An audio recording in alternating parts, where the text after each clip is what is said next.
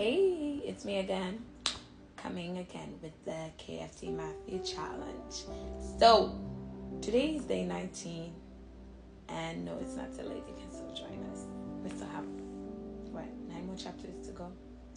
There's a lot to learn.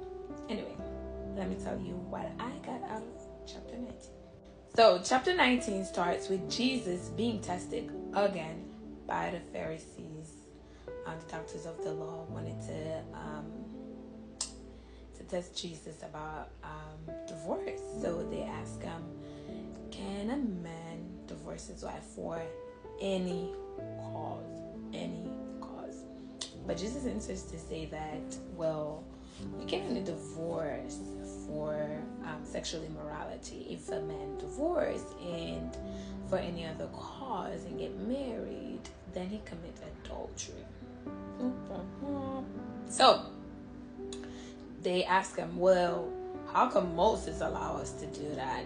And I love Jesus, bro. Jesus come back and said, this is because of the hardness of your heart.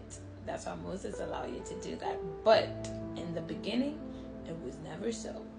So Jesus take them back to Genesis, where God created the man and the woman, and God did not say anything about divorce, but on the contrary, he said that let no man separate what God has put together. What God has joined, let no man put asunder. So I went back to look at Deuteronomy chapter 24, verse 1, where the law was saying that they can give the wife a certificate of divorce.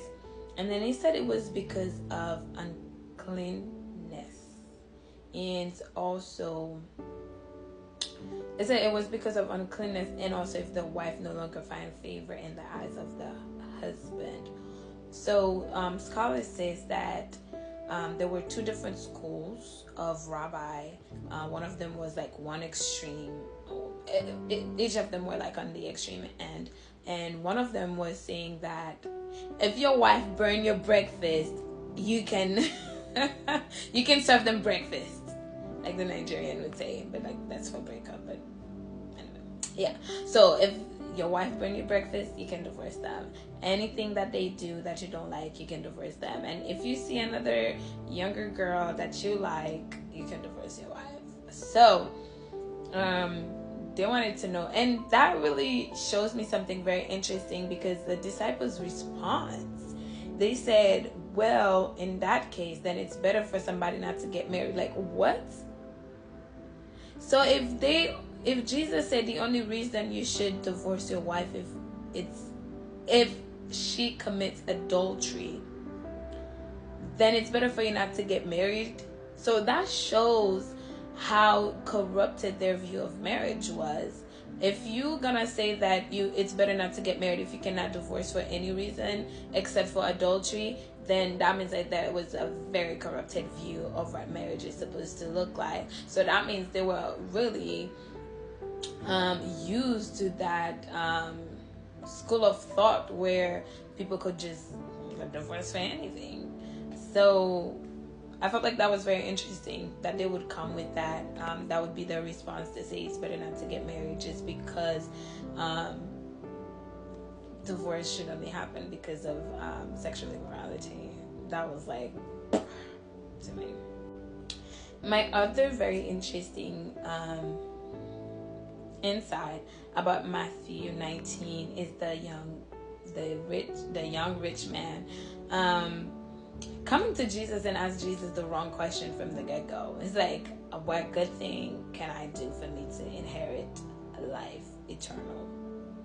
No, life eternal is through Jesus. Okay, but anyway, they were still under the law, so they were trying to earn eternal life by themselves. So Jesus told him to obey the commandment, but he said, done that, check, what else?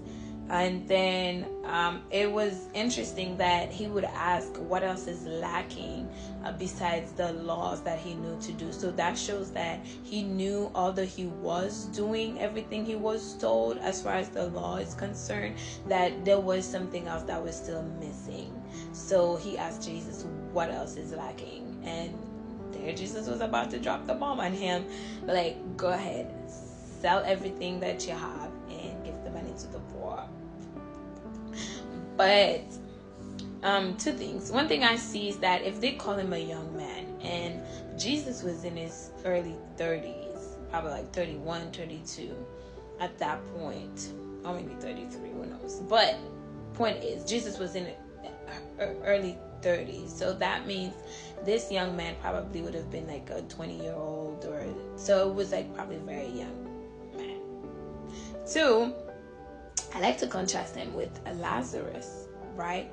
Because we see Lazarus, when Jesus come to his house, he himself uses 2 legs to go and get his own money, to say, I'm going to give the poor half of everything I had. So that showed the heart of a man that they were calling a tax collector, who they were seeing as an unrighteous man, a sinful man that was not even worthy for them to sit with.